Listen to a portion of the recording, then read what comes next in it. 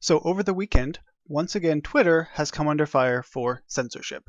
Now, this is not new. Twitter has, suspended and banned people for a bunch of things that were pretty much not really necessary, and this is just another example.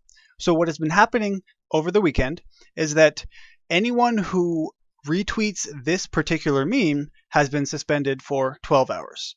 Now, if you can't see it, this is just a picture of Putin where it says, "Don't let Russia interfere in 2020." And then down below it says hashtag demand voter ID. So basically, there have been individuals on Gab and on Reddit and basically Twitter alternatives talking about if you share this meme, you will be suspended. So here we have an article by Human Events, and in this article, they share some screenshots by a journalist called Aaron Lockhart.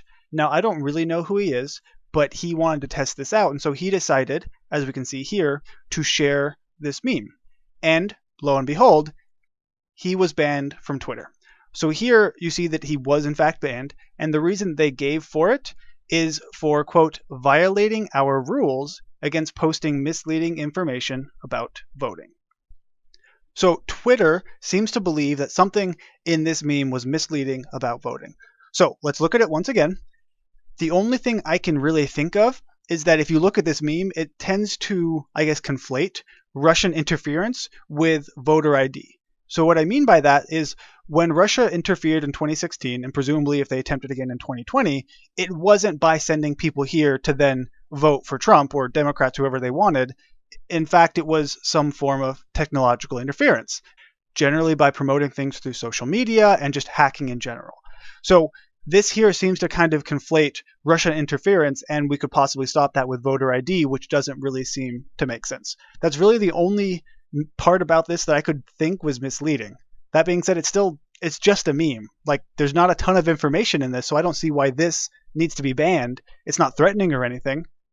Now, maybe you think it's threatening because individuals on the left, for some reason, have it in their minds that voter registration is inherently racist.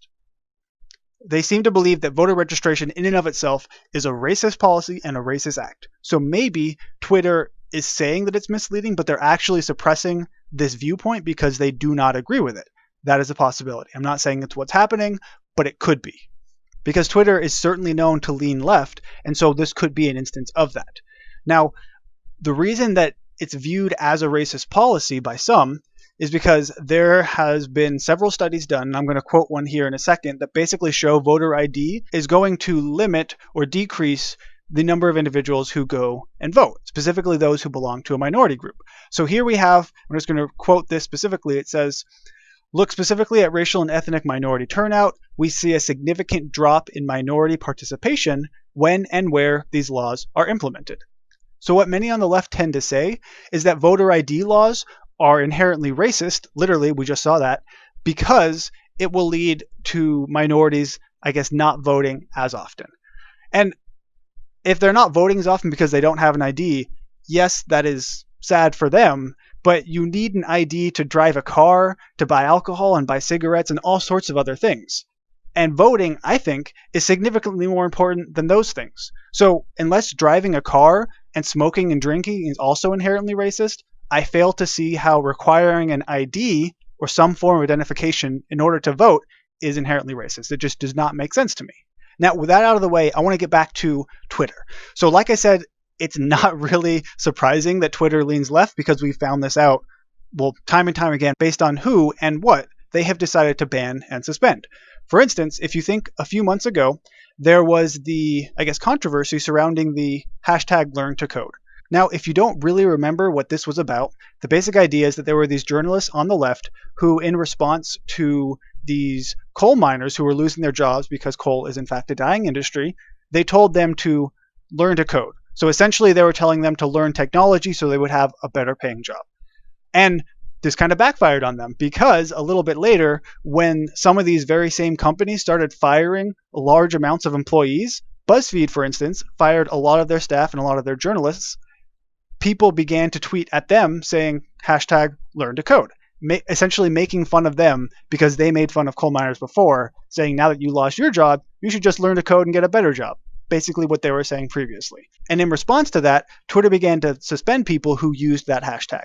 So the point in bringing this up is to show that it's not a one-time thing, that Twitter fairly frequently and consistently chooses to align itself with one ideology at the expense of another.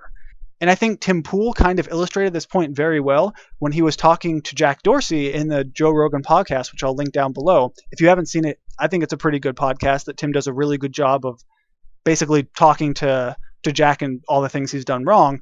Now, the point that he makes is that one or two instances like this could just be left up to chance. But when it is consistently against the conservative ideology and basically consistently pro the liberal ideology, it's not a coincidence. Now, obviously, Twitter is an independent organization. They can do whatever they want.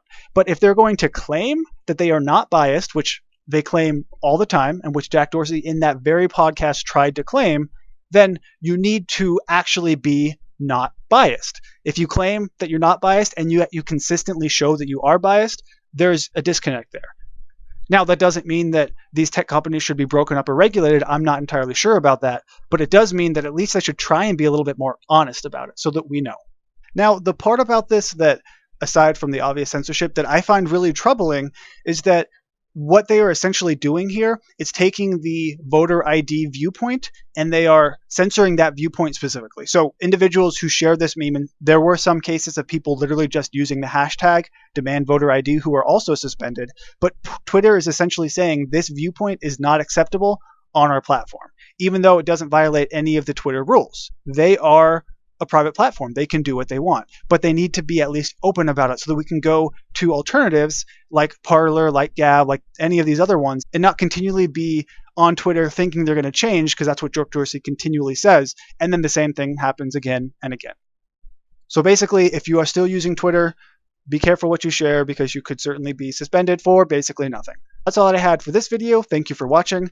I hope you enjoyed it. If you did, make sure you subscribe and like before you go, and let me know what you think down in the comments below. Personally, I've shifted from Twitter to using Parler more often, and that's because I prefer Parler and they don't censor people for doing stuff like this. But let me know what you think down in the comments below. Do you think Twitter is taking this too far, or do you think they're in their purview?